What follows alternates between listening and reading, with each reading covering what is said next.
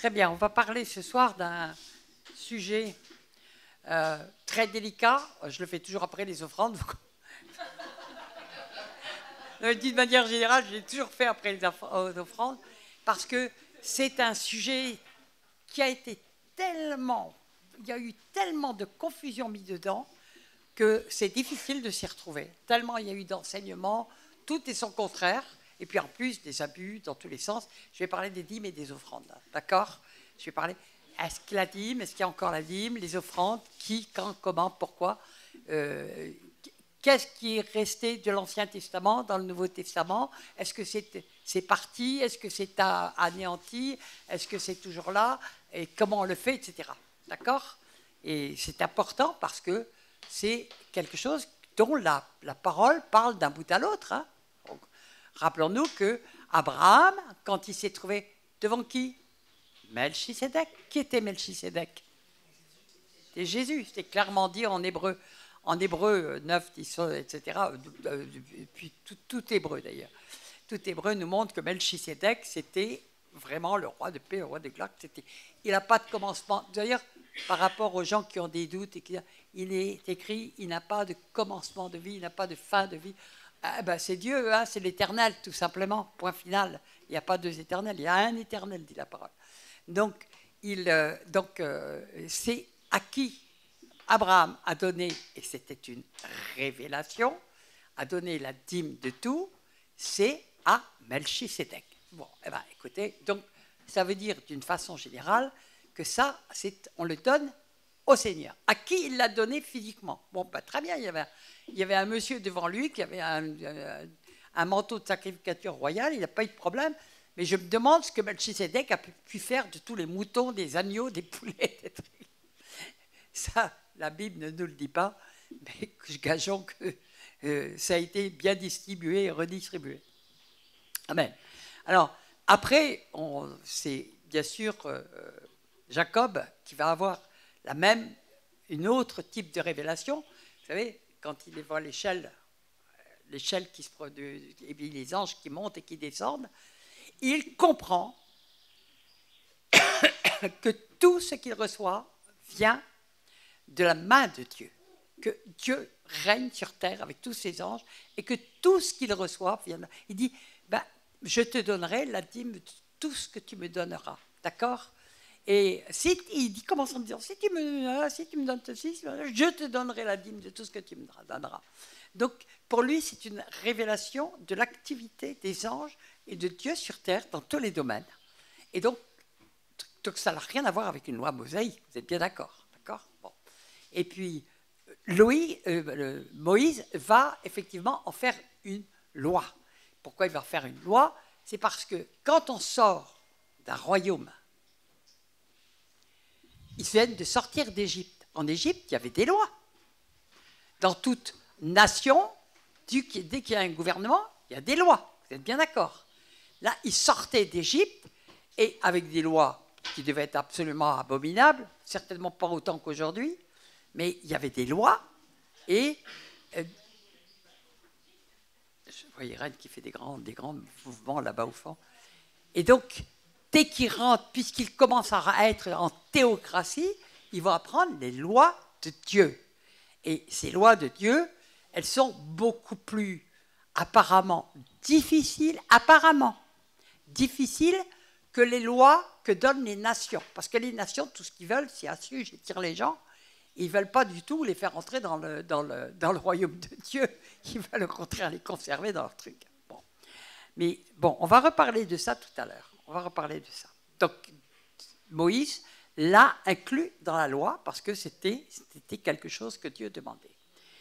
Et puis, alors, déjà, si vous prenez l'Ancien Testament, vous verrez toujours qu'en dehors de Abraham et en dehors de Jacob, on vous parle tout le temps d'apporter la dîme à la maison du trésor. Alors, où est la maison du trésor aujourd'hui? D'accord, merci beaucoup. Où est la maison du trésor aujourd'hui? Attendez, je vais m'interrompre 2 minutes, pardon. Je vais éteindre 2 secondes. Excusez-moi. C'est parce que je veux m'assurer que tout le monde a a de quoi rentrer demain et que personne n'est en rade. Toi, tu es en rade? Ah, mais Paris, on peut te mettre au train. Il y aura beaucoup qui repartiront. Ah, pour y aller, est-ce qu'il y en a plusieurs qui partent sur le train, qui veulent prendre des taxis en commun? Ou tu peux le déposer? Voilà, c'est fait. Donc, je voulais être bien sûr que tout soit réglé. Excusez-moi, je préfère reprendre, Mais je ne sais pas où est partie Irène, alors du coup...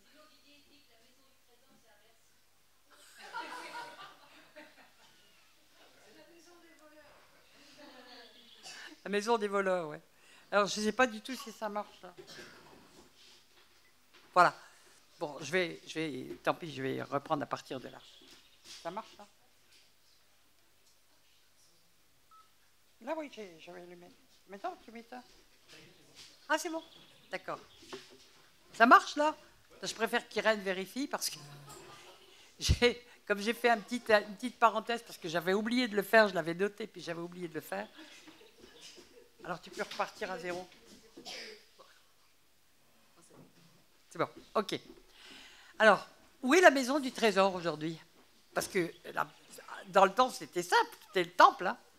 Il y avait le temple dont Dieu avait donné les plans et tout le monde se réunissait dans le plan. D'ailleurs, Dieu avait dit à David, je vais donner une maison à mon peuple pour qu'il ne soit plus dispersé dans tous les ordres.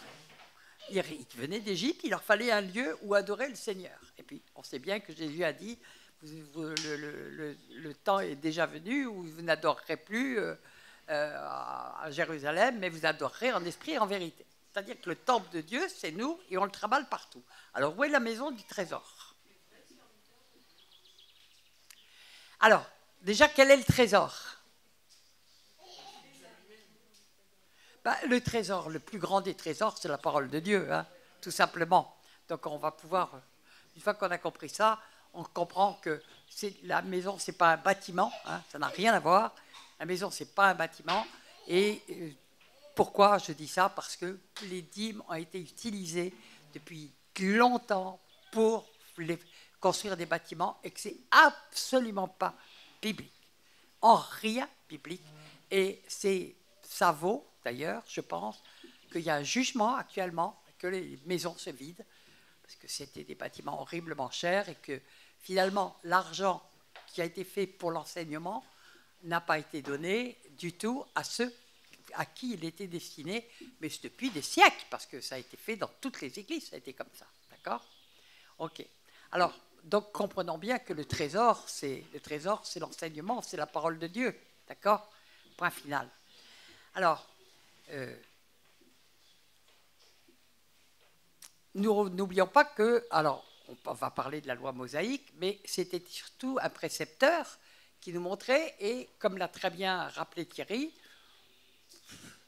on s'aperçoit que personne n'était capable d'accomplir la loi, et que c'est pour ça que nous devions comprendre qu'on était tous perdus, parce que nous étions tous en train de désobéir à la loi, que nous étions tous vraiment perdus si Jésus n'avait pas endossé le péché. C'est une révélation de quelle était la mission de Jésus, d'endosser le péché à notre place et de venir nous sauver. Amen.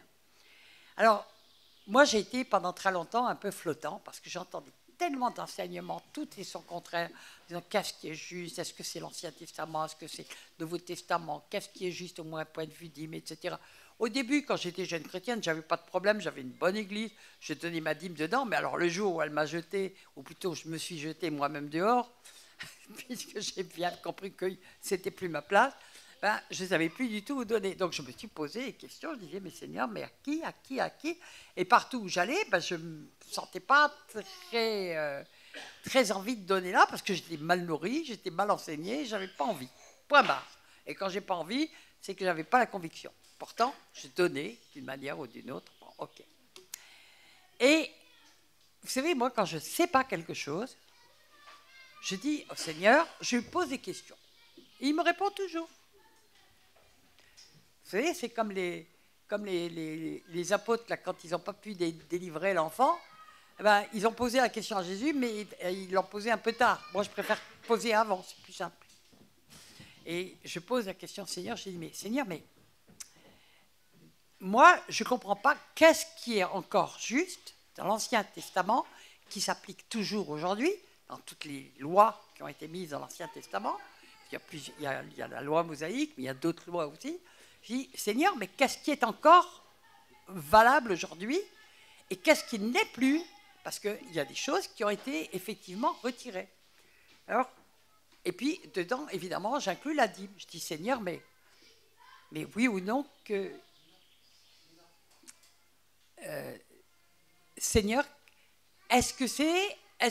qu'en est-il de la dîme? Puisqu'il y a plein de choses sur la dîme dans l'Ancien Testament, avant la loi mosaïque. Hein. Et là, la réponse du Seigneur me vient d'une manière extraordinaire. Je vous la communique, parce que je pose la question, et le lendemain, j'avais la réponse. Il y avait un livre qui traînait sur une table chez des amis. Par hasard, je regarde et j'ai ma réponse.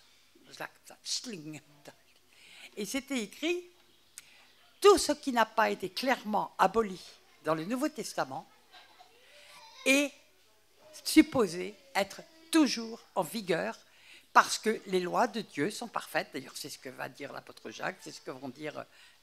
Donc, il y a des choses qui ont été abolies, qui sont clairement dites dans le Nouveau Testament, les lois sacrificielles, bien entendu, mais des lois vestimentaires, des lois alimentaires, tout ça, je ne vais pas rentrer là-dedans, mais la dîme, qu'en est-il de la dîme? C'est vrai qu'on ne parle pas beaucoup de la dîme dans le Nouveau Testament, mais il y a plein d'autres lois dont on ne nous parle pas et qui sont toujours en vigueur, tout simplement parce qu'elles étaient parfaites. Dieu n'a pas à répéter tout. Le Nouveau Testament n'a pas été écrit pour répéter tout ce que disait l'Ancien Testament. Mais du temps de Jésus, tout le monde suivait l'Ancien Testament. Il n'y avait pas encore le Nouveau. D'accord? Et Jésus lui-même suivait l'Ancien Testament et a suivi et accompli toute la loi pour prouver que c'était quand même possible à un homme d'accomplir toute la loi. Voilà. Alors, pour moi, ça a été une lumière parce que ça m'a éclairé sur plein de domaines. Je dis, mais c'est très simple, ça m'a permis d'écrire même certains livres. Je dis, mais il y a plein de lois dont on ne veut plus entendre parler dans l'Église et qui font qu'en réalité, les chrétiens, on leur dit, mais ça c'est l'Ancien Testament, non, mais ça on n'est plus sous la loi, oh, non, mais maintenant tout ça c'est obsolète, etc. Et on les amène à pécher. On les amène à pécher et ça se traduit en malédiction pour eux. Et ils ne s'en rendent même pas compte. En tout cas, des bénédictions qui n'arrivent pas. D'accord? Donc pour moi, ça a été un très, très grand éclairage parce que j'ai tout relu à la lumière maintenant de ce que le Seigneur m'avait répondu. Ce qui n'a pas été aboli clairement dans le Nouveau Testament est toujours en vigueur. OK? Et on va voir que Jésus l'a dit d'une certaine manière. Alors, Matthieu 23, il est facile à retenir, mais on va le lire. Parce qu'il y a des choses importantes dedans. Malheur à vous, scribes et pharisiens hypocrites. Oui, c'était quand même les chefs des peuples, du peuple. Parce que vous payez la dîme de la menthe, de l'âneth et du cumin, et que vous laissez ce qui est le plus important dans la loi. Alors, je vais déjà m'arrêter un peu là, parce que c'est aujourd'hui que le Seigneur m'a donné une révélation là-dessus. Parce que la menthe, le cumin et l'âneth, ça faisait partie des choses, des ingrédients que les Hébreux avaient amenés avec eux d'Égypte, vous savez, avec lesquels ils accommodaient la manne, entre autres, qui donnait des parfums, d'accord? Ils devaient en avoir amené parce que ça ne prenait pas de la place. Donc, ils devaient en avoir. Alors, c'est-à-dire que c'était vraiment des choses un peu, ça signifie vraiment la dîme du superflu. Et puis, il dit, bon, et que vous laissez ce qui est le plus important dans la loi. Donc Jésus n'est pas en train de dire que la loi est obsolète. La justice selon Dieu. Hein? Donc c'est ce que Dieu dit qui est bien, etc. La justice selon Dieu, parce que le mot justice n'a plus aucun sens maintenant, parce qu'on pense tout de suite justice terrestre, donc on n'utilise pas beaucoup le mot équité, mais on peut utiliser le mot iniquité. C'est vraiment la justice selon Dieu. La justice, la miséricorde, et là on nous parle de l'amour agapé, d'accord? Et la fidélité. C'est-à-dire que leur dîme qui faisait par devoir, si on fait une Si on donne des choses par devoir, ou bien parce qu'on pense qu'il faut le faire absolument, etc., ça ne plaît pas du tout à Dieu. Ça ne plaît pas du tout à Dieu. Parce que ça doit être un acte d'amour. Ça doit être un acte de reconnaissance. Ça doit être un acte comme la dîme. On la voit avec Abraham. C'est un acte de révélation de qui est Melchisédek. Il est devant lui. Il lui donne la dîme de tout. Bon. Et puis après, à Jacob, c'est un acte de reconnaissance. Si tu me donnes tout ça, je te donnerai la dîme. C'est l'acte de reconnaissance. Donc avec Moïse, c'est la loi, c'est le légal. Mais dans le Nouveau Testament, il dit c'est une loi d'amour. Hein, c'est une loi d'amour. Et la fidélité, ça veut dire, bah, c'est pas une fois de temps en temps, il faut être fidèle parce que Dieu est fidèle. Et que si on est fidèle, la fidélité, on est fidèle parce qu'on sait qui est notre Dieu. On ne peut pas être. On est fidèle à un maître parce que le maître est bon. D'accord ? Ou on est fidèle à son mari parce qu'on l'aime. Voilà, point final. Et Jésus ajoute, c'est là ce qu'il fallait pratiquer. C'est là ce qu'il fallait pratiquer. Il n'a pas dit, c'est fini. Il a dit, c'est là ce qu'il fallait pratiquer. Sans oublier les autres choses. Conducteur aveugle. Si Jésus revenait et puis il disait à tous une rangée de pasteurs dans une pastorale, conducteur aveugle. Oh, purée. Bon, d'accord. Okay. Qui coulait le moucheron et qui avalait le chameau. C'est-à-dire qu'il regardait tout avec le petit bout de la lorgnette, mais il ne voyait même pas les trucs très gros qu'il faisait. Galates 6, on le lira à fond tout à l'heure, mais dit déjà, faites part de tous vos biens à ceux qui vous enseignent. Ben, qu'est-ce que c'est que cette part? Est-ce que Dieu a fait une autre part? Il faut savoir que dans l'ancien temps, la dîme était réservée pour les Lévites qui ne travaillaient pas parce qu'ils étaient à temps plein au service des 11 autres tribus. Donc, Dieu avait prévu qu'il y ait une tribu qui soit entièrement consacrée à la parole et à l'enseignement et qui s'occupe des autres tribus. Et eux-mêmes payaient la dîme aux sacrificateurs et aux grands sacrificateurs pour qu'ils puissent vivre. D'accord ?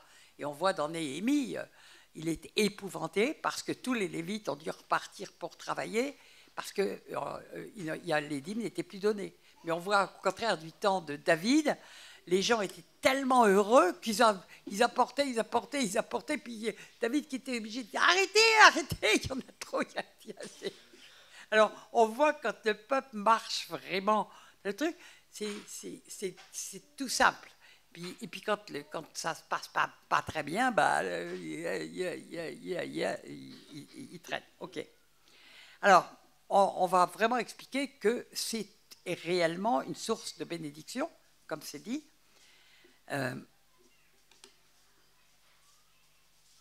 Mais c'est vraiment un acte de foi, comme l'a fait Abraham, un acte de reconnaissance, comme l'a fait Jacob, un acte d'amour, comme Jésus l'a dit, parce qu'on remercie le Seigneur des enseignements qu'il a donnés. On lira tout à l'heure Éphésiens 4, et on verra quand même quelle est la charge de ceux qui apportent la parole. Elle est grande, et croyez-moi qu'en général, ils travaillent plus que on ne fait pas du 32 heures par semaine, croyez-moi, ce n'est pas tout à fait ça. On fait, un jour, je me souviens, j'ai appelé un pasteur, je lui ai dit, écoute, réjouis-toi, ils viennent de libérer les 35 heures, on va pouvoir pas travailler plus de 35 heures par jour. Et il s'est marré, il a dit, ah, enfin. C'était juste une blague, ok, mais c'est un peu ça. Alors, donc, c'est vraiment pour remercier le Seigneur parce que c'est un trésor et que la parole de Dieu est un trésor. Et à partir du moment où ce trésor nous est apporté, il transforme nos vies et il apporte la libération, il apporte la connaissance, il apporte tout ce qu'il nous faut. Mon juste vivra par la foi. Bon, voilà. La parole de Dieu est aussi une nourriture parce qu'elle nourrit notre foi. Et quand on a la foi, eh ben, on voit la main de Dieu qui agit avec puissance. C'était mon message d'hier soir qui était un peu long, mais Dieu ne change pas. Et quand on croit ce qu'il a dit, eh bien, on voit sa main agir avec force et avec puissance. Et dans les temps qui viennent, pour rappeler un petit peu ce que j'ai dit demain, dans les temps qui viennent, nous aurons besoin de baser toute notre vie sur ce que Dieu a dit. Et donc d'avoir une foi qui s'accroche vraiment à la parole de Dieu. Donc les enseignants sont là pour vous dévoiler, vous développer, vous faire comprendre ce qu'est la parole de Dieu. Et c'est pour ça que moi je suis toujours émerveillée quand il y a plein d'enseignants, c'est toujours complémentaire. Ils nous apportent toujours quelque chose de complémentaire. Donc plus il y en a, plus c'est une richesse extraordinaire pour le peuple de Dieu. Il n'y a pas simplement le fait d'avoir 5 ministères, il y a aussi le fait d'avoir des enseignants divers, parce que Dieu donne une partie à l'un, une partie à l'autre, une partie à un troisième. Personne n'a toute la connaissance. Et puis de toute façon, on n'arrête pas d'apprendre avec le Seigneur. On n'arrête pas d'apprendre. Mais Dieu a mis à part des personnes. C'est un mystère, vous savez. L'appel de Dieu, c'est un mystère. On ne sait pas pourquoi nous. Et puis ça coûte, en général, le prix est très cher. Le prix est très cher selon les normes du monde. Je veux dire en souffrance, en travail. Le prix est très cher, mais on ne le regrette jamais. On ne le regrette jamais parce que c'est tellement merveilleux de savoir qu'on est là, que Dieu se sert de nous pour apporter la vie. Bah, écoutez, on n'a pas envie de laisser notre place, tout simplement. On n'a pas envie de changer de place. Et puis les gens qui ont eu l'appel et qui ne sont pas rentrés, on les voit. Souvent, ils ont une vie, mais pas du tout. Ils savent ils passent à côté de l'appel de Dieu est quelque chose de mystérieux. Hein. Dieu n'a pas dit qu'il appelait les gens costauds, les plus grands, les plus forts, les plus intelligents, les plus beaux. Non, il a dit qu'il prenait les choses viles pour confondre les faibles et puis les forts, les intelligents, et puis les faibles pour confondre les forts. Donc Dieu se plaît à utiliser des gens que personne n'attend. Alors, moi, je le sais bien parce que quand il m'a appelé, alors j'ai été très persécuté parce que tout le monde était « Comment Dieu peut appeler une femme pareille ?» Bravo, tac, tac, tac, tac. Bon, et puis après, ça a été tout le long de mon chemin, ça a été des oppositions, des calomnies, des choses. Mais en même temps, je savais qu'il m'avait appelé. Je savais, et je voyais la main de Dieu tous les jours avec moi. Je la voyais vraiment tout le temps dans ma vie, et je voyais qu'il ne l'avait pas. Il ne l'avait pas, et puis en plus de ça, il me jalousait. Non seulement il me calomniait, mais en plus il me jalousait. Oh, bon, c'est pas grave. Bon, ok, que Dieu les bénisse. Moi, je les bénis maintenant. Il n'y a pas de problème avec ça. Alors, l'apôtre Paul va en parler. Il ne parle pas de dîme, mais il dit, par exemple, on va lire 1 Corinthiens 9,7. Qui jamais fait le service militaire à ses propres frais? Qui est-ce qui plante une vigne et n'en mange pas le fruit? Qu'est-ce qui fait paître un troupeau et ne se nourrit pas du lait du troupeau? Et puis, ces choses que je dis n'existent-elles que quand dans les usages des hommes, La loi ne les dit-elle pas aussi? Car il est écrit dans la loi de Moïse, tu n'en muselleras point le bœuf quand il foule le grain. Dieu se met-il en peine des bœufs ou parle-t-il uniquement à cause de nous? Oui, c'est à cause de nous qu'il est écrit que celui qui laboure doit labourer avec espérance et celui qui foule le grain, fouler avec espérance, d'y avoir part. Si nous avons semé parmi vous des biens spirituels, est-ce une grosse affaire si nous moissonnons vos biens matériels? Si d'autres jouissent de ce droit sur vous, n'est-ce pas plutôt à nous d'en jouir? Mais nous n'avons pas usé de ce droit, au contraire, nous souffrons tout afin de ne pas créer d'obstacles à l'évangile de Christ. Parce que l'apôtre Paul était allé dans des contrées païennes, hein, on le sait, et donc il ne voulait tellement pas qu'il y ait la moindre chose qu'il attendait. Mais il attendait, n'oubliez pas, tout le monde dit « Ah, mais Paul cousait des tentes à Antioche ». Attendez, il a cousu des tentes à Antioche jusqu'au moment où l'argent, des tentes, je veux dire, jusqu'au moment où l'argent est arrivé d'Antioche. Et donc là, il a pu se donner tout entier à la parole. Mais quand il se donnait tout entier à la parole, mais attendez, c'était non seulement de l'enseignement qui arrivait, mais c'était des prodiges, des miracles, des guérisons, etc., etc. Donc c'était un gâchis, mais il y avait quand même une église qui avait reçu à cœur de le soutenir, et donc ce que lui permettait d'aller parmi les païens et d'ouvrir, parce que c'était un pionnier. Il levait des églises au fur et à mesure qu'il avançait. Ok ? Et il ne voulait pas user du droit qu'il aurait eu. Il préférait que ça vienne d'ailleurs. Et je vais faire un petit arrêt là-dessus parce que c'est une chose absolument affligeante de voir que la plupart des gens qui sont dans les 4 autres ministères que pastoraux ne sont jamais portés par les églises. Et même les missionnaires ne sont jamais portés par les églises, alors qu'ils vont très loin pour porter la parole. Dieu pourvoit, hein, Dieu pourvoit. Mais je veux dire qu'elles se privent de grandes bénédictions, parce qu'à leur tour, elles devaient donner leur dîme aussi pour porter des ministères, bien sûr. Et puis de toute façon, les dîmes n'étaient pas faites que pour les pasteurs. Ça n'a jamais été fait pour les pasteurs. Alors là, vous me farfouillez dans toute la Bible, puis et encore moins pour les murs. Encore moins pour les murs. Vous savez, il y a eu une église de bâtiment dans le Nouveau Testament. Vous savez laquelle? La chambre haute. Elle a duré 10 jours. Elle a duré 10 jours, pourquoi? Ils étaient 120. Le lendemain, ils étaient 5000. Alors, les bâtiments, ce n'est pas élastique, hein. Moi, j'ai été beaucoup en Afrique et je suis allé beaucoup en Afrique et j'ai toujours été émerveillé parce que comme ils n'ont pas les moyens de bâtir des bâtiments, dans la plupart des cas, donc ils prennent des grands terrains vagues et au fur et à mesure que l'église grandit, ils rajoutent juste des bâches, des piquets, puis ça grandit, ça grandit, ça grandit. C'est comme ça que vous pouvez vous trouver devant 250 000 personnes, comme ça m'est arrivé assez souvent là-bas, ou 80 000 ou 100 000.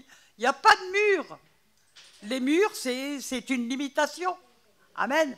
Et pourtant, quel mal ils sont faits pour prendre les dîmes et puis construire des beaux bâtiments. Oh, on ne bâtit plus des cathédrales. Hein. On ne bâtit plus des cathédrales, mais on bâtit quand même, on bâtit ces bâtiments. Ils sont tous vides maintenant. Bon. Okay. Je continue avec Paul. C'est toujours en 1 Corinthiens 9.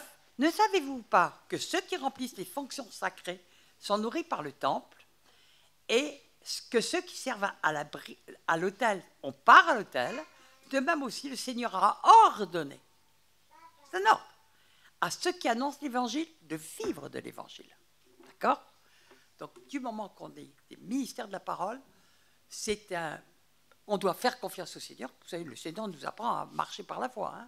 On doit faire confiance au Seigneur et il pourvoit, il pourvoit. Si ce n'est pas les hommes, je ne sais pas comment. À mon avis, Dieu, qui est propriétaire de toutes les banques du monde, a tripatouillé plusieurs fois mon compte en banque dans le bon sens. Hein. J'en suis absolument convaincu parce que j'étais toujours étonné. Vous savez, c'est comme le coup de la farine qui ne baisse pas là, chez la veuve de Sarepta. Ben, moi, c'était bizarre. Mon compte en banque, j'avais des dépenses à faire, mais il ne baissait pas. Seigneur, il doit y avoir quelque chose là. Tu n'as pas touché à mon compte en banque par hasard? Alléluia. Ben oui, Dieu peut tout lui appartient. Alors, c'est aussi, je veux dire, le fait de porter les ministères qui apportent la parole, c'est la parole de Dieu, c'est comme la manne. Rappelons-nous ce qu'on a lu hier dans Nombre 11, où il méprisait la nourriture qui venait de Dieu pour préférer la nourriture qui venait d'Égypte. D'accord? Ah ben, si on préfère la nourriture qui vient du monde, avec tous les mensonges qu'on nous sert tous les jours à la télé, à la nourriture que Dieu nous donne, qui vient tout droit d'en haut et qui est de la manne fraîche, et de la manne qui se renouvelle tous les matins, et de la manne qui apporte la vie, et de la manne qui apporte la guérison, la liberté, etc., ben, c'est notre problème. Hein, c'est notre problème, mais nous voyons que Dieu n'est pas tellement d'accord avec ça. Nous devons vraiment être reconnaissants. On dit merci pour le repas physique, c'est bien, mais disons-nous suffisamment merci pour les repas spirituels que nous recevons tous les matins si nous lisons la Bible, mais qui nous est aussi apporté par les enseignements qui arrivent par divers moyens d'ailleurs maintenant. Hein. Il y a beaucoup de gens qui peuvent le recevoir par des blogs, par des WhatsApp, par des trucs, il y a des échanges qui se font. Tant mieux, merci Seigneur. Mais bien sûr que le Seigneur a prévu aussi les 5 ministères, on en reparlera. Alors,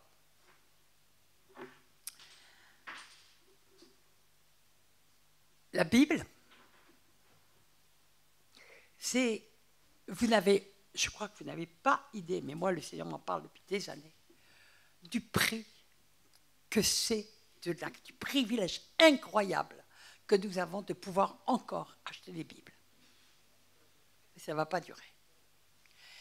N'oubliez pas que dans notre pays, et dans tous les pays catholiques, la Bible a été interdite pendant 1500 ans. Elle n'a été libérée qu'en 1950. Elle était interdite et considérée comme un livre très dangereux, c'est ce qui était dit. Et il était interdit de lire la Bible.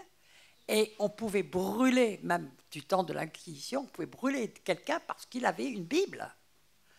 Donc la Bible a toujours été très attaquée partout.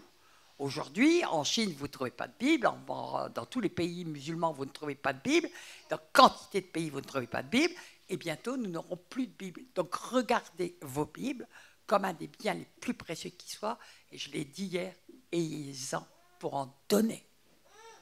Je crois que Gérard, vous en avez apporté des Bibles, là-bas. Il a apporté quelques Bibles, si jamais vous n'en avez pas ou vous voulez en acheter, mais profitez du fait que vous pouvez encore en acheter à des prix pas chers même, et distribuez-en ou gardez-en pour pouvoir en donner quand toutes les Bibles normales, je veux dire normales, même si elles ne sont pas parfaites, les Bibles normales que l'on connaît vont disparaître. Moi, j'en cache chez moi. J'en cache. J'ai un endroit où j'ai plein de Bibles cachées. Amen. Ah oui, il faut vraiment le faire. Bon.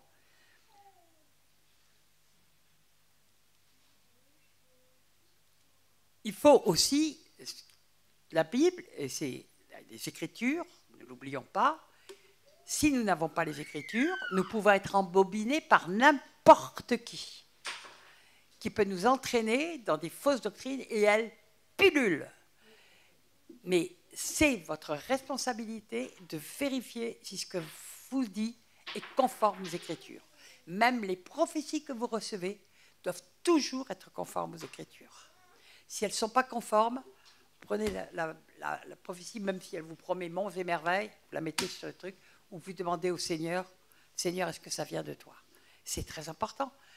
Demandez au Seigneur les confirmations pour tout enseignement. Même quelqu'un qui marche bien avec le Seigneur peut se tromper, peut faire une erreur, on peut faire des heures, ça m'est arrivé.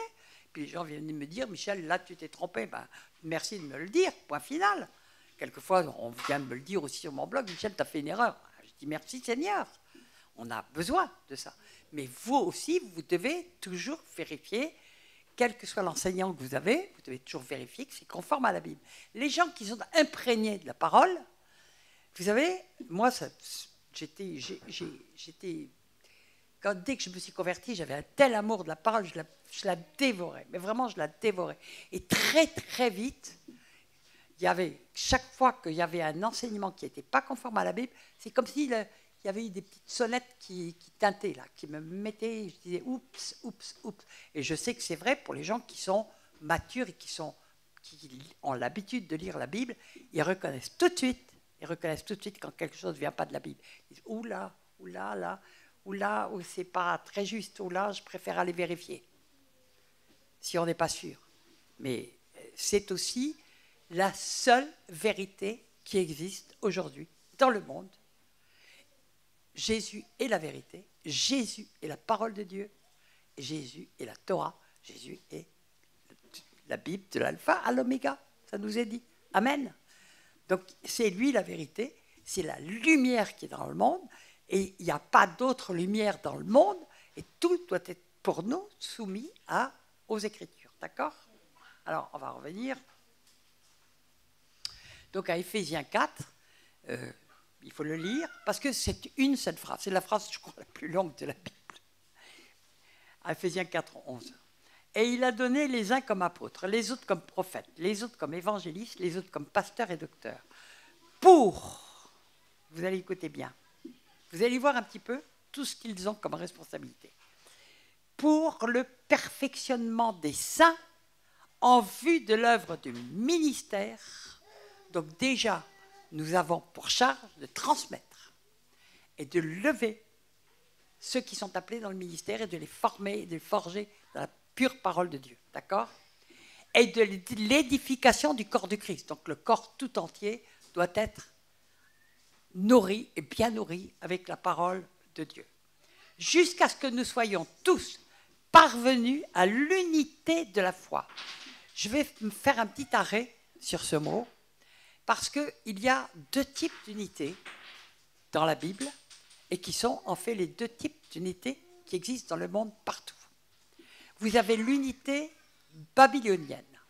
Vous vous rappelez qu'à Babel, ils s'étaient tous unis pour monter une tour, et Dieu lui-même dit, les voici, donc c'est en Genèse 11, les voici tous unis pour former un même projet, rien ne pourrait les empêcher de mener leur projet à exécution, donc à finalité. Donc nous comprenons bien que Dieu lui-même reconnaît qu'il y a une grande puissance dans l'unité humaine, ok? Mais les hommes le savent aussi, et Satan le sait.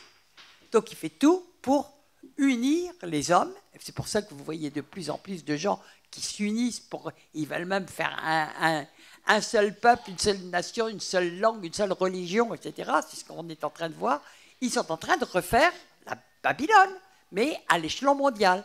C'est pour ça qu'on l'appelle, le monde de la fin des temps. C'est le monde de la fin des temps, c'est la grande Babylone. Hein, parce que, et nous le vivons directement. Nous voyons actuellement le nouvel ordre mondial se mettre en place sous nos yeux, avec toutes les choses qu'ils veulent faire, et des choses absolument... Et nous savons que cela va arriver, puisque ça nous est décrit en Apocalypse 13, en Apocalypse 18, en Apocalypse... Apocalypse 13, mais aussi en Daniel 7, etc. etc. Bon, donc, je ne vais pas tout citer, mais nous savons que ça va arriver, et nous savons que nous sommes à la porte. Et l'autre unité, c'est l'unité dans la connaissance du Fils de Dieu. C'est la seule unité qui contre l'autre unité. On sait qu'il va être vainqueur au final. Hein. Amen. Parce que devant cette unité, il y a Jésus qui marche. Et lui, il a déjà tout vaincu. Amen. Il a vaincu le monde, c'est fait. C'est déjà acquis. Mais il nous laisse vivre dedans et patauger dedans parce qu'il veut sauver des âmes et sauver des âmes et sauver des âmes. Donc, il y a une grande puissance aussi dans l'unité des chrétiens. C'est bien pour ça que Satan s'acharne à diviser et à diviser et à diviser les chrétiens autant qu'il peut le faire. Ben forcément, parce qu'il y a une grande unité. Dieu l'a reconnu, mais il y a une grande puissance dans l'unité. Donc, c'est pour ça que Jésus a dit, c'est à l'amour que vous aurez les uns pour les autres qu'on vous reconnaîtra. Parce que là où il y a l'amour de Dieu, on parle de l'amour agapé, il y a l'unité. Unité de pensée, unité de cœur. Rappelez-vous, acte 4, tous les premiers chrétiens, ils n'étaient qu'une seule âme. Waouh! Ils mettaient tout en commun, partageaient tout, etc.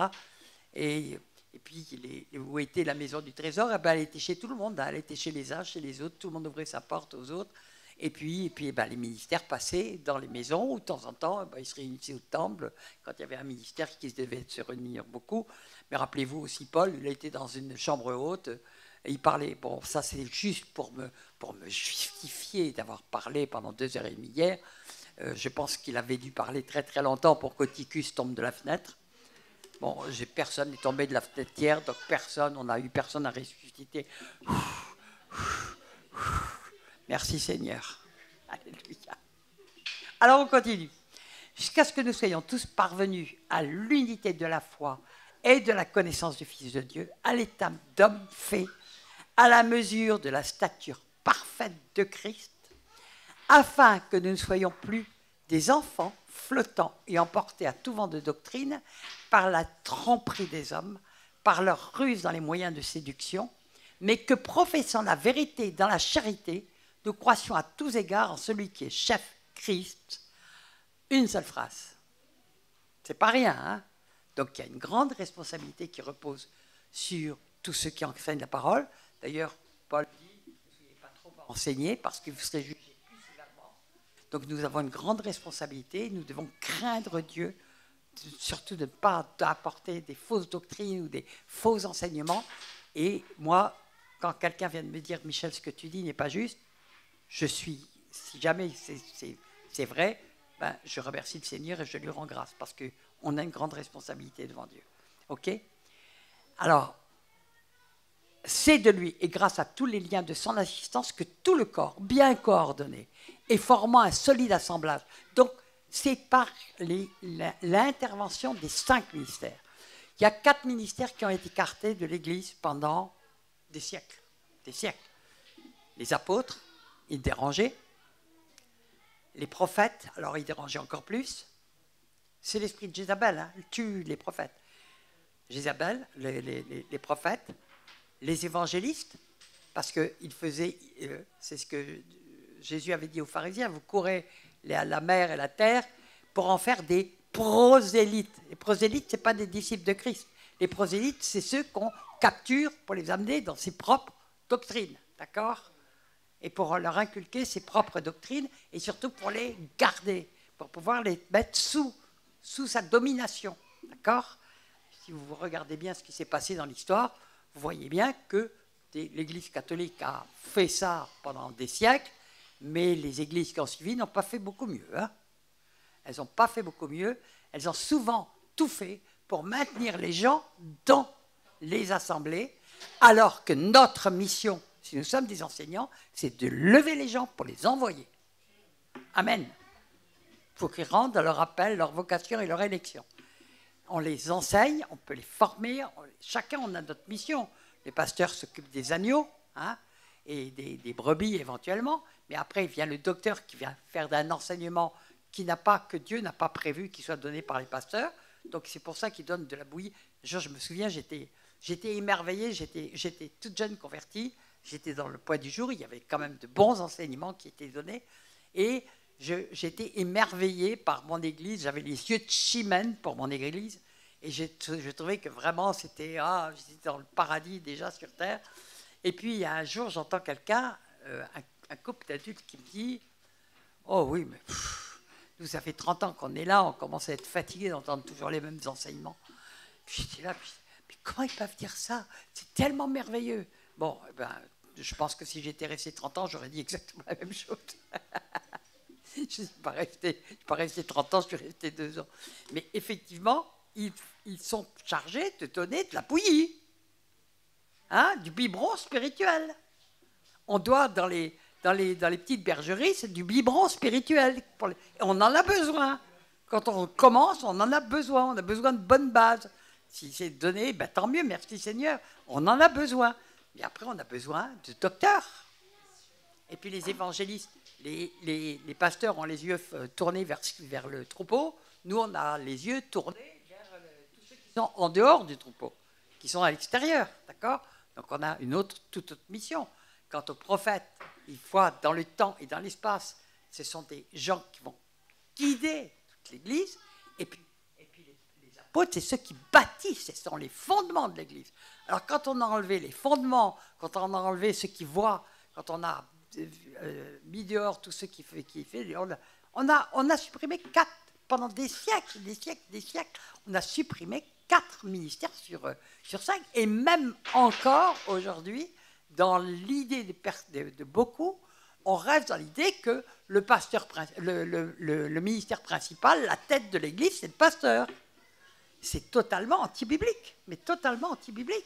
Et c'est comme ça qu'on n'a pas formé de disciples et qu'on a mis des gens captifs partout, dans des bâtiments qui coûtaient horriblement cher et qui n'ont jamais et qui n'existent pas dans la parole. On n'a pas... Ils cherchent tous des bâtiments. Dieu n'est pas contre les bâtiments. On peut avoir besoin de bâtiments, mais on ne prend pas les dîmes et les choses comme ça pour les bâtiments. Ça n'a jamais existé dans la Bible. Hein, ça ressortait... Déjà, le temple de l'Ancien Testament ne ressortait pas du tout de la dîme, mais ressortait d'offrandes particulières qui étaient faites à un moment donné.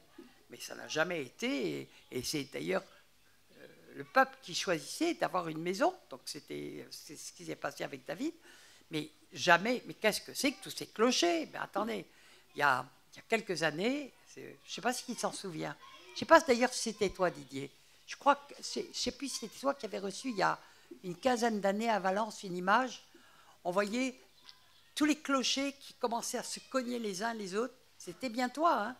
Et on est en train de le voir maintenant. Tous les clochers qui étaient en train de se cogner les uns les autres parce qu'ils se disputaient entre eux, et puis ils s'arrachaient les brebis les uns aux autres, hein. Ils allaient presque chercher chez le voisin ah, ça c'est mes brebis, et pourquoi tu m'as piqué mes brebis? Attends, je vous raconte des choses, mais je les ai entendues, hein.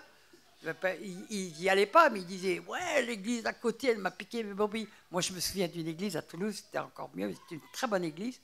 Et il y avait une église qui s'était implantée juste en face de la rue d'à côté pour lui piquer toutes ses brebis. Mais on voit, vous savez, je préfère ne pas raconter toutes ces choses parce que c'est tellement triste, mais c'est une vérité. Alors, le système pastoral s'est approprié les 5 ministères. Alors, moi, avant, j'allais dans les pastorales. Alors, tout le monde se serrait la main. Écoutez, moi, j'aime bien les pasteurs, mais pas tous les pasteurs, mais j'aime bien quand même les pasteurs. Mais les pauvres, maintenant, ils sont en train d'être obligés de se réveiller avec beaucoup de douleur. Mais attendez, mais il y avait des moments, je rentrais, je dis, Seigneur, c'est pas possible. Bonjour, chers confrères. Alors, il y a le nombre de personnes que tu avais dans l'église, mais... ah, il paraît que tu es devenu apôtre maintenant. Bah oui, tu regardes ma carte de visite, pasteur, apôtre. Alors, il y en a d'autres. Ben, je suis devenu pasteur prophète. Alors, et puis, ils changeaient de ministère comme ça. Ah oui, ça continue. Hein. Il y en a qui changent de ministère. Tous les 3 mois, ils changent de ministère. Au gré des vagues. Ils étaient pasteurs, puis tout d'un coup, vous voyez, ils disent bah, je suis le prophète un tel. Puis tout d'un coup, ils disent ah ben non, moi, je suis l'apôtre un tel.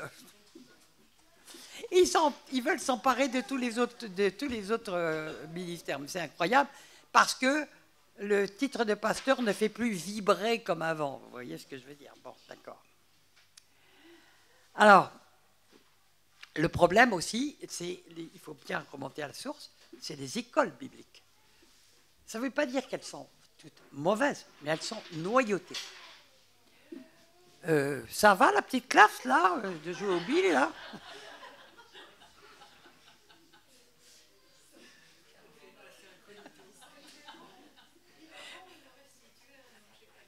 Ah, d'accord. Tu aurais mieux fait de le mettre dans la main plutôt que de le faire rouler sur le sol. D'accord, ça a très bien marché. Les écoles bibliques elles-mêmes sont perverties. Je veux dire que tout l'enseignement, il y a du bon enseignement, il y a toujours des bons enseignements, mais il y a des enseignements qui sont... Les écoles bibliques sont faites pour former des pasteurs et former dans le système pastoral. Donc l'enseignement, il est perverti, et de toute façon, elles sont noyautées depuis longtemps par la franc-maçonnerie. Ben oui. Et l'humanisme est rentré là. Alors déjà, ceux qui sont formés après qui en sortent, ben, ils ne savent plus où est la vérité. Hein. Amen. Il faut qu'ils repassent par la case départ. Amen.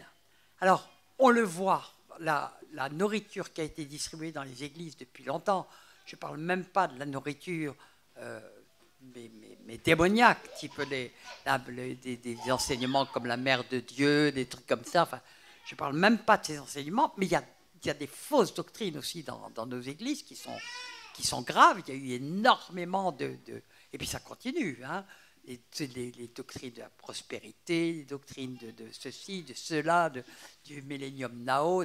C'était toujours, d'ailleurs, si vous farfouillez bien, c'était toujours pour faire rentrer de l'argent. Toujours. Toujours. Hein, millénium Nao, le Nao, vous êtes là maintenant, c'est déjà maintenant le royaume de Christ sur terre, donc vous devez prendre toutes les places partout, etc. La doctrine de la prospérité, c'est une catastrophe, mais ça a ruiné un nombre de gens inconsidérable, parce que les gens ne donnaient pas par amour, ils donnaient parce qu'on leur promettait des tas de choses en échange. On promet des choses qu'on n'a pas. Je suis désolé, mais les gens maintenant, ils se retrouvent rien, et tout ça nous est décrit en 2 Pierre 2. Hein. Gravement, il dit,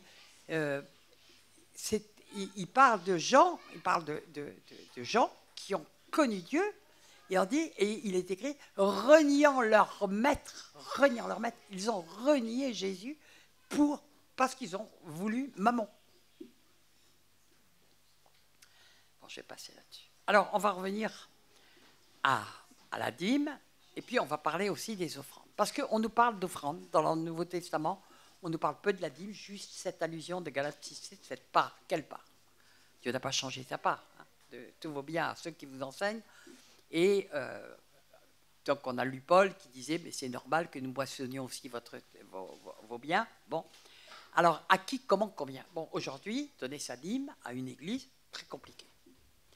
Parce que si vous avez dedans une nourriture pauvre, frelatée, où il n'y a rien, il n'y a pas de miracle, et c'est un mouroir, bah, c'est pas là que vous devez donner votre dîme, je suis désolé. C'est pas là que vous devez donner votre dîme. Vous devez donner votre dîme à ceux qui vous enseignent. Alors, il y en a partout. Il y a des gens qui vous enseignent, il y a des gens qui sont dans la mission, vous pouvez porter aussi des ministères. Il y a pendant longtemps, je ne sais plus où ça en est aujourd'hui, mais les gens qui sortaient des églises et qui ne savaient pas où la donnaient par exemple à des missions comme Porte Ouverte, parce qui portaient l'évangile dans des endroits très difficiles. Donc je pense que c'était Dieu qui les poussait à le faire là, ce qui était tout à fait normal. Alors, on va lire 2 Corinthiens 9 parce que c'est rempli de choses extrêmement précises et de révélations qui sont extrêmement intéressantes et qui nous font comprendre à qui, combien, comment. Parce que je vais confondre un peu la dîme et les offrandes, puisque le Nouveau Testament les confond un peu, puisqu'il n'y avait plus de temple et de maison du trésor, ben, c'était les dîmes, les offrandes, tout ça a été entremêlé, hein, parce qu'on les donnait à ceux qui passaient, aux apôtres qui passaient, aux enseignants qui passaient, et puis il y avait aussi des offrandes. Il ne faut pas oublier qu'il y avait plusieurs dîmes dans l'Ancien Testament. Il y avait la dîme de la 2e année, la dîme de la 3e année, il y avait celle qui était pour les pauvres, il y avait plusieurs dîmes. Je ne vais pas faire un enseignement là-dessus parce que c'était un peu compliqué, mais ils donnaient beaucoup. Ils donnaient beaucoup.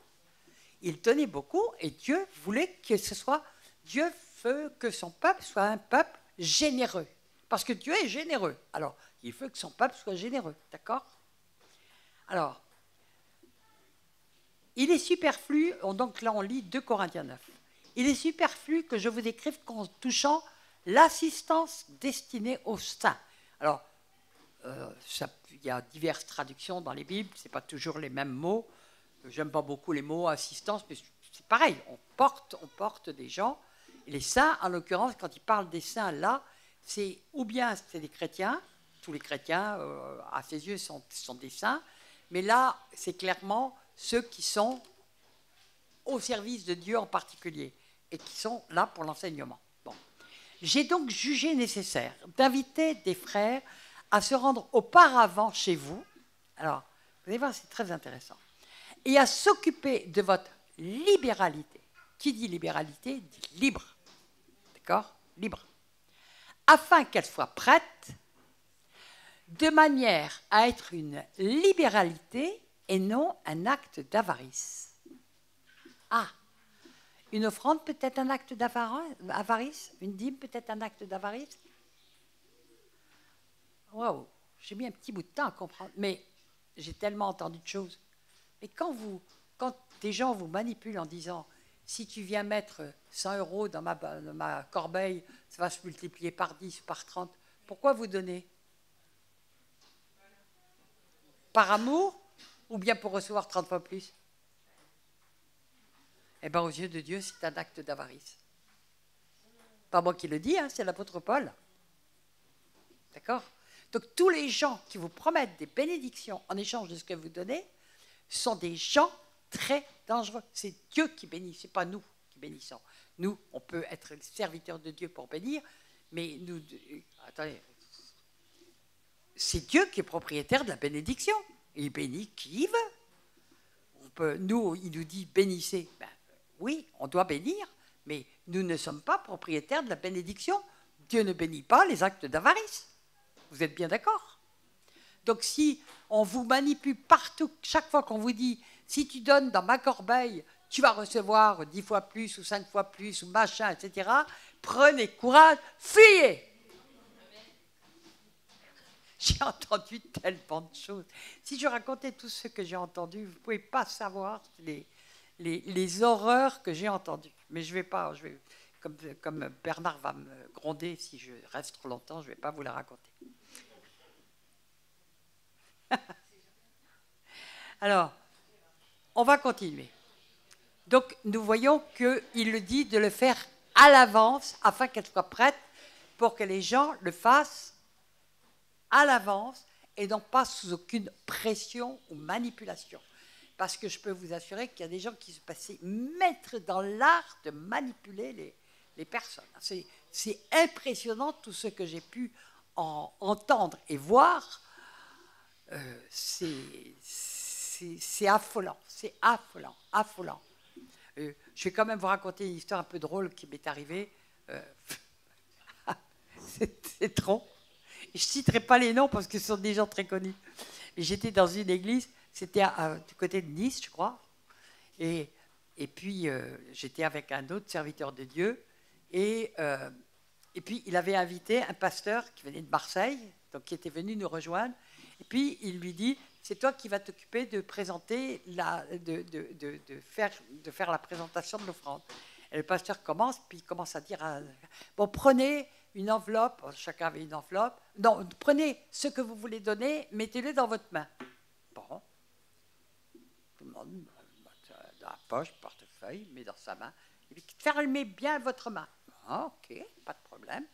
Puis il dit maintenant, passez-le à votre voisin. Et les gars, il dit, mon voisin va savoir ce que je suis en train de donner, alors qu'il est dit que notre main gauche ne va pas connaître ce que donne notre main droite. Il dit, mon voisin va savoir ce que je donne. Alors on les voyait tous précipités pour mettre un peu plus. Ah, celle-là, je ne l'avais pas encore vue encore. Alors, non mais attendez, j'en ai vu tellement que je pourrais en raconter de tous les côtés. Il y a de quoi, je ne sais pas s'il y a de quoi rire ou pleurer, mais moi maintenant ça me fait rire. À l'époque, quand j'ai vu ça, j'étais assez atterrée quand même, hein, parce que c'était moi qui était la responsable du séminaire. Ah oui, oui, oui. Bon, alors c'est effectivement tous les gens qui vous promettent en échange des trucs. Vous savez ce que c'est que quand on met de l'argent dans la corbeille pour recevoir 10 fois plus parce qu'on vous l'a promis ou autre, vous savez à quoi ce que c'est? C'est du loto céleste. On mise pour recevoir beaucoup plus. Ben oui, c'est du loto. Hein. Quand on joue au loto, c'est bien. On met 5 €, c'est en espérant recevoir 50 ou 500. Enfin, je ne sais plus, je n'ai pas joué au loto depuis quelques années, c'est le moins que je puisse dire. Alors, je ne sais pas que... Mais... je ne sais pas, peut-être qu'il faut mettre 10 €, 15 € ou 20 € pour avoir l'espérance d'en toucher. Ils vous disent 13 millions d'euros. Vous regardez la pub. 14. Oh, cette fois-ci, il y a 115 millions d'euros. Puis, à la fin, on ne sait plus très bien qu'est-ce que je ferais avec 115 millions d'euros. Franchement, je ne sais pas. Mais, enfin, bon, non, je ne sais pas. C'est n'importe quoi, quoi. Mais ils ont joué pourquoi? Pas par amour quand même. D'accord, ok, on est bien d'accord. Donc quand vous mettez dans une corbeille parce que vous promet 10 fois plus ou 100 fois plus, c'est pareil. C'est un acte d'avarice et on fait du loto. Alors, c'est très important. C'est pour ça que j'en ai parlé au début de la semaine. J'ai dit, moi, et je le fais systématiquement à tous les séminaires, parce que j'ai vu trop de choses, je dis toujours au début de la semaine, le jour où on fera l'offrande, et je dis toujours aux gens, mettez-vous devant le Seigneur pour savoir combien vous devez donner, à qui vous devez donner, éventuellement quand vous devez donner, hein, quand on est chez soi. Il faut dire, Seigneur, tout ce que j'ai t'appartient, tout ce que j'ai t'appartient, et Seigneur, il y a une partie que je dois te rendre, de quelle façon? Et puis, vous savez, quand on a le cœur bien disposé, comme ça, on est vraiment étonné des réponses de Dieu, hein, parce qu'il va nous faire donner là où il veut, quand il veut, comme il veut, et nous allons réellement voir le retour de Dieu, pas forcément en argent, hein, pas forcément en argent. Il y a quelqu'un qui attendait une guérison, puis tout d'un coup, il y a la guérison qui arrive. Il y a quelqu'un qui attendait que son enfant passe le bac, puis il passe le bac. Et puis il y en a un autre qui attendait que sa fille se marie, puis sa fille se marie. Je veux dire, quand la parole de Dieu dit « vous serez bénis, vous deviendrez prospères à tous égards », quels sont les égards? Les égards, ce n'est pas forcément le portefeuille. Hein. Ce n'est pas forcément votre portefeuille qui va être enrichi. On peut être enrichi en ayant tout simplement aussi des très bons enseignants. parce que ça va être une grande richesse. Amen. Donc, je mets ça parce qu'il y a eu tellement de faux enseignements là-dessus que c'est effrayant. Bon. Alors, la parole reste absolument la parole. Donc, quand Dieu dit, il parle, quand il parle. D'accord? Et donc, on va continuer à 1 Corinthiens 9, à partir du verset 6. Sachez-le, celui qui sème peu moissonnera peu, et celui qui sème abondamment sèmera, moissonnera abondamment. Je vous fais remarquer que la semence, ça peut être aussi tout simplement des choses que l'on donne. D'accord? Très bien. J'ai plein de choses à la maison, ben je vais le donner parce que j'ai à côté de moi, chez moi, quelqu'un qui n'a rien. Bon. Que chacun donne comme il l'a résolu, dans son cœur, en son cœur. Donc ça doit se faire, pas sous la pression, pas sous la manipulation, mais ça doit se faire entre soi et Dieu, dans son cœur, en son cœur. Vous savez, dans le cœur, c'est pas seulement un muscle, mais quand on nous parle du cœur, on nous parle de ce qu'il y a de plus profond en nous. C'est la conscience. Ce qu'il y a le plus profond en nous, dans le cœur, il y a quelque chose qui est dans le cœur, c'est la conscience. Beaucoup de consciences sont devenues éteintes aujourd'hui, d'accord? Et beaucoup de gens n'ont plus aucune conscience. C'est effrayant. Bon, ça veut dire que c'est vraiment entre soi et le Seigneur que ça se passe, en disant, Seigneur, et puis Dieu nous donne des convictions. Il parle tantôt d'une manière, tantôt d'une autre. Il ne vient pas avec un clairon en disant, écoute, cette semaine, tu vas donner 213 €. Non, ce n'est pas comme ça que ça marche avec le Seigneur. Il donne des convictions dans le cœur et voilà. Que chacun donne comme il l'a résolu en son cœur, sans tristesse ni contrainte, car Dieu aime celui qui donne avec joie. Et Dieu peut vous en combler de toutes sortes de grâces. Il n'a pas dit de compte en banque, hein. Il n'a pas dit de lingots d'or. Il n'a pas dit d'action en bourse. Bon, de grâce. C'est pas la grâce, il y a beaucoup de formes de grâce.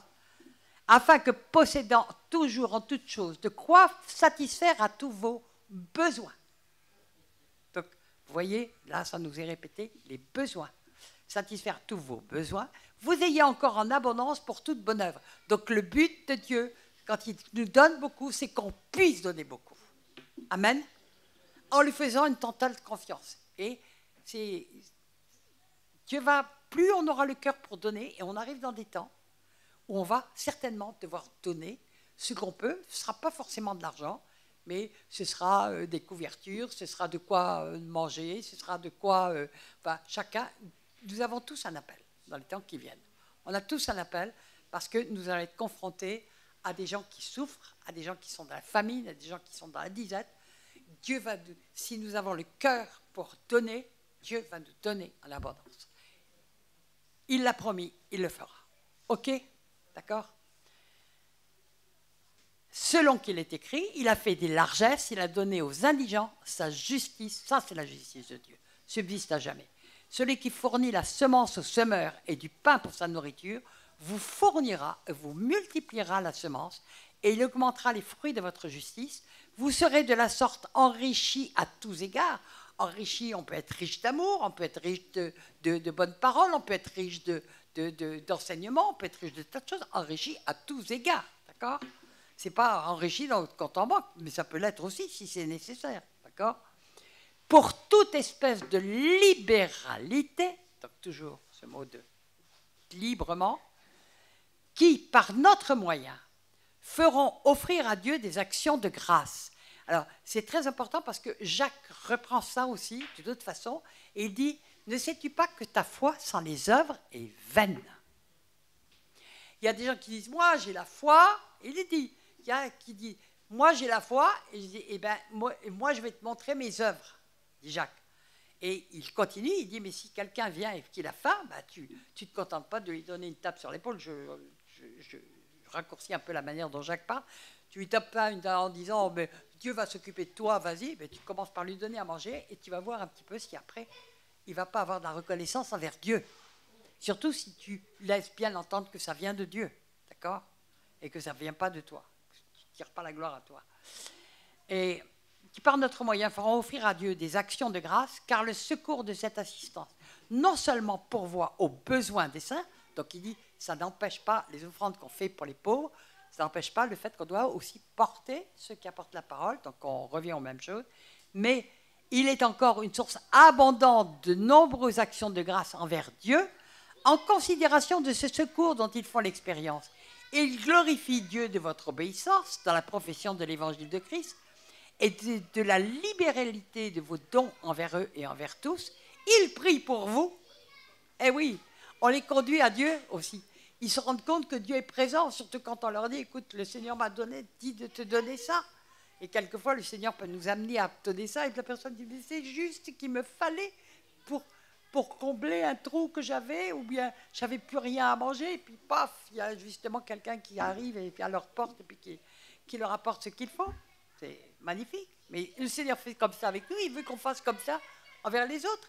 Et nous verrons le Seigneur qui nous donnera tout le temps de quoi donner. Et nous arrivons dans des temps où ça va être, je veux dire, ça va être la vie normale du chrétien, ça. Ça va être la vie normale du chrétien. Et si nous n'agissons pas comme ça, c'est que nous n'avons pas foi que Dieu veut se servir de nous on va être environné de gens qui vont être dans des grandes détresses. Est-ce que vous le savez? Est-ce que vous avez conscience? Je ne peux pas vous dire que ça commencera en octobre, mais c'est probablement en octobre ou en septembre, en octobre que ça va commencer. Et puis après, l'hiver qui s'annonce va être probablement terrible. Hein? D'accord? Eh bien, la bonne nouvelle, parce que c'est quand même une très bonne nouvelle, c'est que si vous avez le cœur bien disposé, vous êtes prêt à donner, non seulement vous aurez, vous, de quoi vous nourrir, parce que Dieu pourvoira à tous vos besoins, mais il vous donnera le moyen d'apporter à beaucoup, et plus vous donnerez à beaucoup, plus Dieu vous fournira la semence. C'est une promesse de Dieu, donc il va le faire. Et ça vous permettra d'amener beaucoup à glorifier Dieu et à accepter Jésus, parce qu'il va après, c'est eux qui vont se mettre à prier pour vous. Amen. Alléluia. Ça aussi, c'est une grâce. Alléluia. Il prie pour vous parce qu'il vous aime à cause de la grâce éminente que Dieu vous a faite. Grâce soit rendue à Dieu pour son don ineffable. Eh oui, c'est un don. Amen.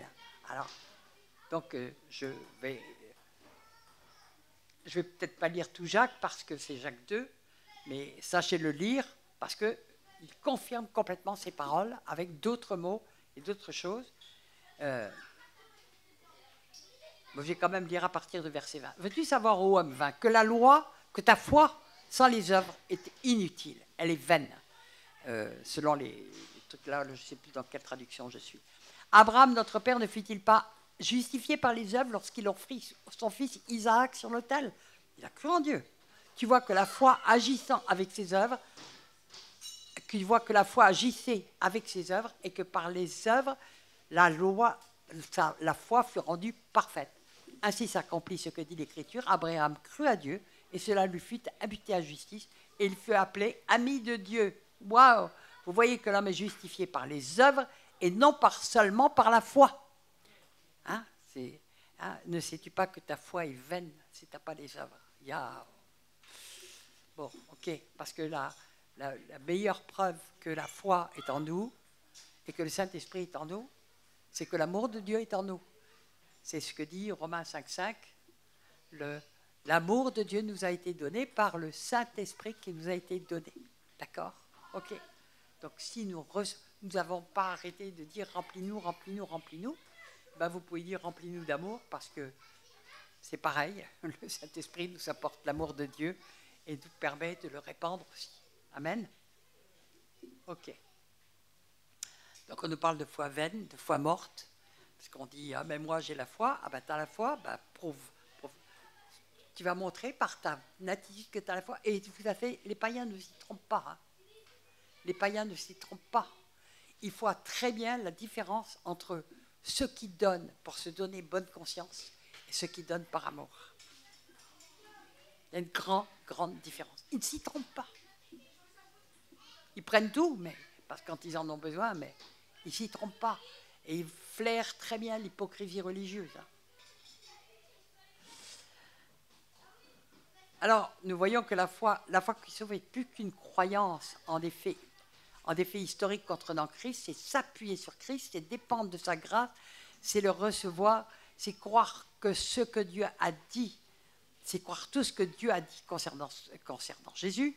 En prêchant l'évangile, l'accent ne devrait pas être mis sur le simple acte humain de croire, mais sur un message précis qui doit être cru. Ben, le message, il est total, c'est toute la Bible. La foi qui s'ouvre transforme le cœur et ça se voit. Amen. On est changé de gloire en gloire. Bon, le Seigneur n'a pas arrêté de me changer depuis 30 ans. Je dois avoir un témoin là qui me connaît depuis 30 ans, qui a dû me voir changer quand même un paquet de fois, beaucoup. Mais moi, je me suis rendu compte à quel point le Seigneur m'a changé, et souvent par des brisements. Hein. Par des brisements. Tout à l'heure, il y avait quelqu'un c'était toi qui me posait la question, mais comment ça fait qu'il y a des tas tellement d'épreuves, c'est pas normal. Mais si, mais le Seigneur, il est obligé, c'est le potier. Il doit souvent nous remettre complètement en miettes pour nous remettre dans la bonne position et nous refaire. Quand on est mis en miettes, ça ne fait pas du bien. Hein.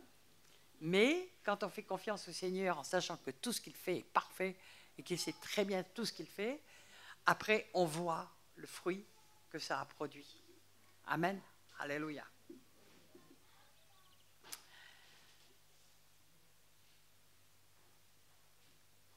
Pour corroborer ceci, Jean 13, 35, à ceci tous connaîtront que vous êtes mes disciples si vous avez de l'amour les uns pour les autres. Qui seront à tous ou ce on, c'est à ceci qu'on vous reconnaîtra, dans certaines traductions. Qui seront, qui est ce tous. Mais ce n'est pas les disciples, c'est les gens en dehors, d'accord? Et qui disent, mais qu'est-ce que vous avez qu'on n'a pas? Vous savez, ils le voient, hein, l'amour vrai qui passe entre les chrétiens, et ça va être de plus en plus vrai, hein. Ils verront vraiment la différence, hein. Ils verront vraiment la différence. Alors, Romains 8.1 dit, il n'y a donc maintenant aucune condamnation pour ceux qui sont en Jésus-Christ. Jésus a dit, celui qui ne demeure pas en moi sera coupé et jeté au feu. Ce sont des paroles très dures, hein. Mais qu'est-ce que ça veut dire demeurer en Christ? Moi, je me suis posé la question pendant très longtemps. Qu'est-ce que ça veut dire, Seigneur? Qu'est-ce que ça veut dire demeurer en toi? Ben, la réponse, elle est toujours dans la Bible. Donc un jour, je l'ai trouvée. 1 Jean 3, 23. Et c'est ici son commandement, que nous croyons au nom de son Fils Jésus-Christ et que nous nous aimions les uns les autres selon le commandement qu'il nous a donné. Celui qui garde ses commandements demeure en Christ. Vous savez qu'il y a beaucoup plus de commandements dans le Nouveau Testament que dans l'Ancien, d'accord? Mais celui qui garde ses commandements demeure en Christ. Donc, nous continuons à persévérer. L'apôtre Jean dit, les commandements de Dieu ne sont pas pénibles. Pourquoi est-ce qu'ils ne sont pas pénibles? Pourquoi est-ce que nous pouvons réussir là où le peuple juif, sans Christ, ceux qui n'ont pas reconnu Christ, a échoué? Pardon? Non, c'est beaucoup plus précis que ça. C'est beaucoup plus précis que ça, parce que ça nous est dit dans l'Ancien Testament, c'était annoncé dans l'Ancien Testament, en Jérémie notamment, et c'est annoncé en hébreu. Dieu, il avait été dit, j'inscrirai mes lois dans votre cœur. Je les écrirai dans votre cœur. C'est-à-dire que ce n'est plus un précepteur extérieur comme une loi. Il y a toute la loi, il y a tous les trucs dedans, et puis il faut les lire. Nul n'est censé ignorer la loi. Bon, comme ça, elle n'arrête pas de changer. Mais les commandements de Dieu, il les inscrit dans notre cœur. Et plus on marche avec lui, plus ces commandements sont inscrits dans notre cœur. Donc ils deviennent une seconde nature. Et quand on dévie ces commandements, on est mal. On se sent séparé de Dieu. D'accord? Donc, quand on pêche, on est malheureux et on va tout de suite devant le trône de la grâce pour demander le pardon et obtenir miséricorde, c'est écrit, et même le secours dans les moments opportuns. C'est-à-dire que on va demander pardon et Dieu va nous soutenir, va nous secourir, va nous aider à obéir de plus en plus aux commandements de Dieu. Et comme ça, on demeure en Christ. On demeure en Christ, on n'est pas séparé de Christ. Si on prend l'habitude de pécher et puis qu'on ne se repent pas, qu'est-ce qui se passe? On est séparé de Christ. Point final. C'est aussi simple que ça. Donc si on ne demeure pas en lui, il ne demeure pas en nous. Amen. Ben oui. Le signe d'une vraie conversion, c'est la transformation. Il y a une transformation qui se fait de notre caractère. On est des nouvelles créatures. On va vraiment changer. On ne change pas comme ça. Hein. C'est de gloire en gloire, nous dit la parole. On est transformé de gloire en gloire. Et on gagne chaque fois, on gagne du terrain. Et puis on est de plus en plus proche de Christ. Puis on est de plus en plus... Il ne faut pas oublier, je l'ai dit hier, je l'ai répété plusieurs fois, le but final de Dieu est qu'on arrive à l'image parfaite de Christ. Je veux dire que l'ambition de Dieu est très haute, mais s'il a mis ça, cette ligne-là, c'est parce que nous pouvons l'attendre. Parce que sinon, il ne le ferait pas. D'accord ? Et rappelons ce qui est dit, le fruit de l'esprit, tu parlais du Saint-Esprit, mais le fruit de l'esprit, c'est l'amour, la joie, la paix, la patience, la bonté, la bienveillance, la foi, la douceur et la maîtrise de soi. Ben, je peux vous dire que, comme il est dit dans 1 Pierre, hein, il montre que ajouter à ceci, ajouter à cela, ajouter ceci, ajouter, et ça se termine par l'amour, justement, qui est le degré par excellence suprême, puisque Dieu est amour. Ce sont des choses qu'on acquiert progressivement au fur et à mesure de notre marche avec le Seigneur. Et puis plus nous marchons avec le Seigneur, plus nous l'acquérons vite. Point final. C'est aussi simple que ça. Puis je crois que le Seigneur va aller beaucoup plus vite dans les temps qui arrivent. Beaucoup plus vite. Parce qu'il est pressé. Il est pressé de retrouver son épouse. Yes! Et de revenir avec elle pour régner sur terre et prendre... Parce qu'il n'en peut plus, à mon avis, de l'horreur de ce monde. C'est une puanteur sans nom qui s'élève jusqu'au ciel, actuellement. Donc, et puis, qui dit péché, qui dit puanteur, dit souffrance. Hein. Qui dit détresse, douleur, souffrance. Le monde entier, c'est une plaie béante actuellement. Et de plus en plus. OK ? Je vais juste terminer sur cette phrase de Colossiens. Si donc vous êtes ressuscités avec Christ, cherchez les choses d'en haut où Christ est assis à la droite de Dieu. Attachez-vous aux choses d'en haut et non à celles qui sont sur la terre. Ça implique tout. Ça implique nos biens. Pas. On est juste de passage. Donc on les a, mais si Dieu nous dit vends tout ce que tu as et pas va le mettre dans ma corbeille, mais donne-le aux pauvres, c'est ce qu'il fait est parfait. Rappelons-nous le jeune homme riche. On revient. Jésus, qu'est-ce qu'il a fait? Il lui a dit, mais pourquoi tu veux il dit, que dois-je faire pour être sauvé? Et Jésus, qu'est-ce qu'il fait? Il lui cite des commandements. Il lui en cite combien? 5. Pourquoi il en cite que 5? Parce qu'il obéissait à ses commandements. Il a dit, mais j'ai fait toutes ces choses-là. Mais il ne pouvait pas obéir aux autres. Dieu n'a pas dit qu'il avait aboli la loi. Il a dit qu'il l'avait accomplie. Et puis il a dit que l'amour était l'accomplissement de la loi. C'est-à-dire que quand nous devenons vraiment des boules d'amour comme Dieu le veut, des pieds à la tête, on commence à se dire que la loi de Dieu est inscrite dans nos cœurs. Bon, mais elle n'a pas disparu, comme vous voyez, puisque Jésus a cité, tu fais ça, tu fais ça, tu fais ça, pour le jeune homme riche, mais on n'oublie pas que si on désobéit à un commandement, on est censé avoir désobéi à tous. Je vais m'arrêter là ce soir, comme ça, eh bien, on va pouvoir avoir le temps de prier, de remercier le Seigneur, d'avoir la force, d'avoir vraiment qu'il nous fortifie pour que dans les temps qui viennent, nous soyons vraiment des porteurs de la bénédiction de Dieu pour les autres. Et c'est vraiment, je crois, un appel que Dieu fait à tous ceux qui lui appartiennent. Il y en a beaucoup qui s'y sont déjà préparés depuis longtemps. C'est un appel vraiment de se préparer dans les temps qui viennent à être de ceux qui apportent la bénédiction aux autres et qui recevront de Dieu en direct de quoi pouvoir pourvoir aux besoins des autres. Non seulement leurs besoins seront pourvus, mais surtout pourvoiront aux besoins des autres. Et grâce à ça, ils gagneront beaucoup d'âmes pour le Seigneur. Amen. Alléluia. Donc on va prendre un temps pour... Ça y est, on me l'a déjà donné. Voilà. Oui, oui, je l'ai déjà. Merci. Oui, je n'avais pas percuté déjà ce passage. Vous voyez, on apprend toujours les uns des autres. C'est très bien. Kalemale palia sharamash tiradmai paradmai paradmai koramato hadmari palia tiasha tikadmai paradmai yokapolia tiashonimai paradmai.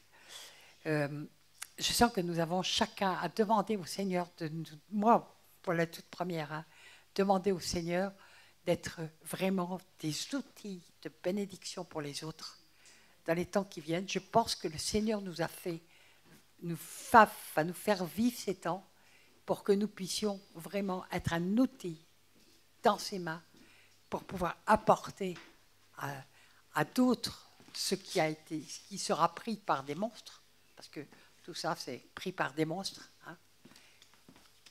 Vous savez qu'actuellement ils font brûler les granges un peu partout. Irène, je ne sais pas si tu as éteint mon... Youp, youp. Actuellement, il y a partout dans le monde, comme par hasard, des grands gares de blé qui brûlent, des choses. Ils sont en train de détruire la nourriture, ils sont en train de tout et préparer pour affamer les gens, d'accord ? Pour que les gens donnent leurs biens pour pouvoir survivre. Ils sont en train de faire ça partout. Puis ils vont affamer les gens, ils sont en train de raréfier tout. Le blé de l'Ukraine, il a ton dos. Nous avons été longtemps le grenier de toute l'Europe, alors... Voilà. Puis en ce moment, on est en pleine moisson, alors chaque fois que je rentre, il y a des camions entiers de blé gigantesques. Mais ils sont en train d'affamer les gens, littéralement. Et ils veulent les affamer. C'est quelque chose... C'est complètement voulu, organisé depuis longtemps. Alors, est-ce que nous sommes prêts à ce que le Seigneur fasse de nous des outils pour être en bénédiction aux autres? Et on aura à les nourrir non seulement par des aliments, mais bien sûr par la parole de Dieu aussi, parce qu'ils vont avoir faim et soif, les gens, de la bonne nouvelle, de la parole de Dieu. Pour ça que je vous dis, ayez des Bibles. Vous savez, ça peut arriver d'un coup. Ce sera sans crier gare. Du jour au lendemain, la Bible, telle qu'elle est, sera interdite, considérée comme homophobe, machin, etc. Ça arrivera d'un coup. Je pense que ça va se passer comme ça, parce qu'ils ne vont pas laisser justement aux gens le temps de faire des provisions. Donc, puisque nous voyons arriver les choses, nous voyons arriver tout ça, puis qu'en plus c'est en plus écrit dans la Bible, que nous avons plein d'écritures qui nous annoncent ce qui va se passer, qu'il va y avoir que tous les gens qui pourront manger, ils recevront un signe. Ben, c'est en train de se faire. Qu'est-ce que vous voulez que je vous dise? Ils mettent les passes sanitaires, les passes ceci, les passes cela. Mais bientôt, vous aurez un pass tout simplement pour vous nourrir. On rentrera dans les magasins avec ce pass. Et ce ne sera pas forcément contre le truc, ce ne sera pas forcément contre des piqûres. Là, ils ont plus d'un tour dans leur sac, ce sera autre chose.